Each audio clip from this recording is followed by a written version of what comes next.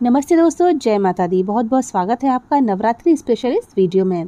शारदीय नवरात्रि आने वाली है जो कि 3 अक्टूबर से प्रारंभ होने जा रही हैं और जिनका समापन 11 अक्टूबर को होगा। तो नवरात्रि में कलश स्थापना से लेकर 9 दिनों की पूजा तक हमें कौन कौन सी सामग्री की आवश्यकता होती है, वही मैं आपके साथ इस वीडियो में शेयर करने जा रही हूँ।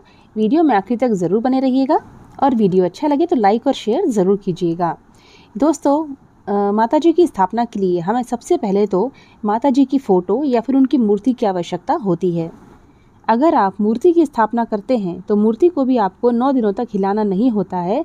पहले दिन आप स्नान करके उनको जब वहाँ पर विराजमान कर देते हैं, उनकी स्थापना कर देते हैं, तो 9 दिन तक आपको उनको सिर्फ जल छिड़क कर सूक्ष्म रूप में ही स्नान करवाना होते हैं, क्योंकि एक बार स्थापना होने के बाद 9 दिन तक हम मूर्ति को वहाँ से नहीं उठा सकते हैं अगर आपने कलश स्थापना कर रखी है।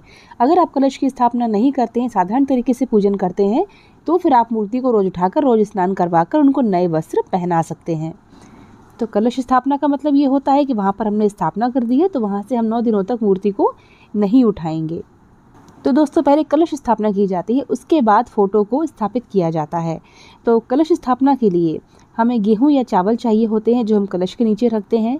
उसके ऊपर जब हम कलश रखते हैं तो वो कलश तांबे का, मिट्टी का या पीतल का कोई भी हो सकता है। कलश के कंठ पर हमको मौली बांधना होती है।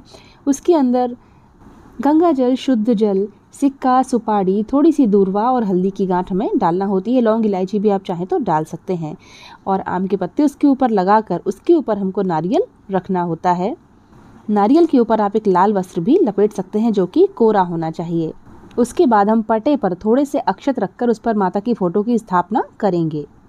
अगर आप माता जी की मिट्टी या पीतल वगैरह की मूर्ति की स्थापना करने जा रहे हैं तो आपको उनको अच्छे से शुद्ध करके स्नान वगैरह करवा कर, अगर मिट्टी की मूर्ति है तो उन पर थोड़ा सा जल छिड़क कर फिर आपको अक्षत रखकर उनके ऊपर माता को विराजमान करवाना है। इसके अलावा हमें पूजन के लिए चाहिए होगा हल्दी, कुमकुम, अबीर, गुलाल, सिंदूर, चावल। माता को भोग लगाने के लिए लौंग और इलायची और बताशे चाहिए होंगे हमें। और इसके अलावा माता जी के लिए श्रृंगार का सामान चाहिए होगा। तो आप लाल चूड़ियाँ या फिर जो पुजापा आता है उसमें श्रृंगार का सामान आता है छोटा छोटा, वो भी आप ले सकते हैं। मैं इस तरह से कड़े और जो मेहंदी की कोन है वो मैंने थाली में रख रखे हैं। और हमें फूलों की माला चाहिए होगी, कलावा चाहिए होगा, धूप बत्ती, अगरबत्ती, कपूर, माता को ओढ़ाने के लिए चुनरी। कई लोग 9 दिन की 9 चुनरियाँ माता के लिए अलग अलग लाते हैं, तो आप चाहें तो ऐसा भी कर सकते हैं। 9 रंग की 9 चुनरियाँ आप माता के लिए ला सकते हैं और चुनरी को बदल सकते हैं, ओढ़ा सकते हैं, अलग अलग करके माता को समर्पित कर सकते हैं। 9 दिनों तक हवन किया जाता है। तो हवन के लिए हमें हवन सामग्री तैयार कर लेनी है। ये जो मार्केट में मिक्स आती है वो ले सकते हैं हम, और इसमें घी और गुड़ हमें अलग से मिलाना होता है, तो ये आप तैयार कर लें। और गणेश जी के बिना तो कोई पूजा होती नहीं है। तो चौकी पर हमें गणेश जी की स्थापना करनी है। तो हमने पान के ऊपर रखा है सिक्का, उसके ऊपर सुपारी रखी है। इस प्रकार से गणेश जी की स्थापना हो गई है। और अगर आपने श्री कलश बनाया है तो आपको अलग से जो एक अखंड ज्योति जलानी है वो आप ऑयल की जलाएंगे और एक हाथ की बत्ती इसमें लेना होती है। चाहे तो घर पर बना सकते हैं कलावे से, या फिर आप मार्केट से ले सकते हैं। अखंड ज्योति मार्केट में मिलती है।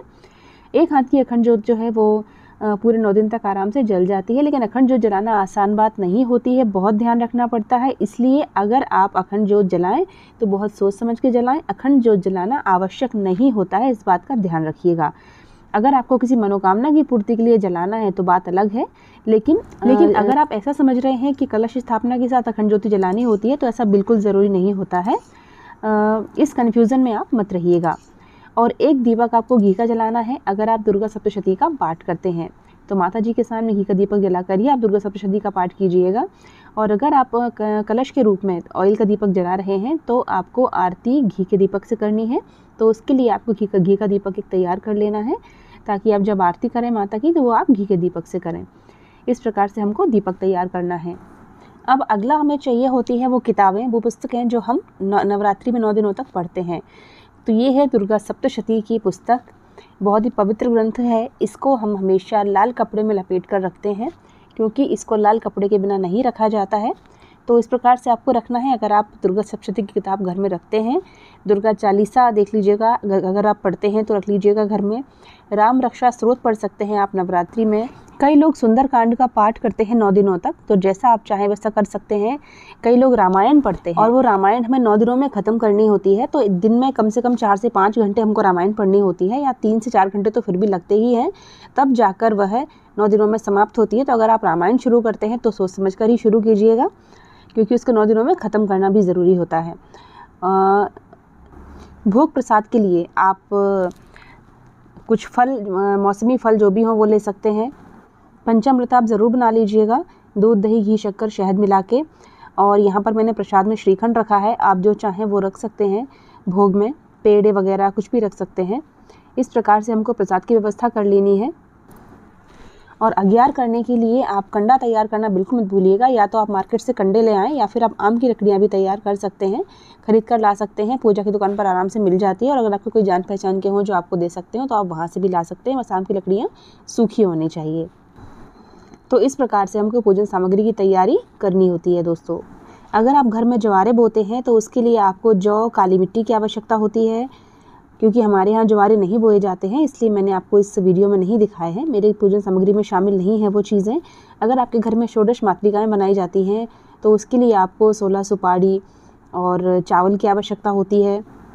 अगर आप ये देखना चाहते हैं कि षोडश मातृकाएँ कैसे बनाई जाती हैं, नवग्रह की स्थापना कैसे की जाती है, तो मुझे कमेंट बॉक्स में मुझे कमेंट करके ज़रूर बताइएगा। मैं आपको ज़रूर करके दिखाऊंगी कैसे बनाई जाती हैं ये चीज़ें, और किस प्रकार से पूजन करना है ये मैं आपको अगली वीडियो में बताऊंगी। पूजा विधि मैं आपके साथ शेयर करूंगी अगले वीडियो में। तो दोस्तों, इस वीडियो में इतना ही। अगर आपको वीडियो यूज़फुल लगा है तो प्लीज़ कमेंट बॉक्स में जय माता दी ज़रूर लिखिएगा। और अगर आपका कोई क्वेश्चन है, आप कोई और जानकारी चाहते हैं तो मुझे कमेंट बॉक्स में पूछ सकते हैं। मैं आपको 1 घंटे के पहले आंसर ज़रूर दूँगी। माता रानी की कृपा आप पर और आपके परिवार पर हमेशा बनी रहे। इन्हीं शुभकामनाओं के साथ आपसे विदा लेती हूँ। फिर मिलते हैं नेक्स्ट वीडियो में। जय माता दी।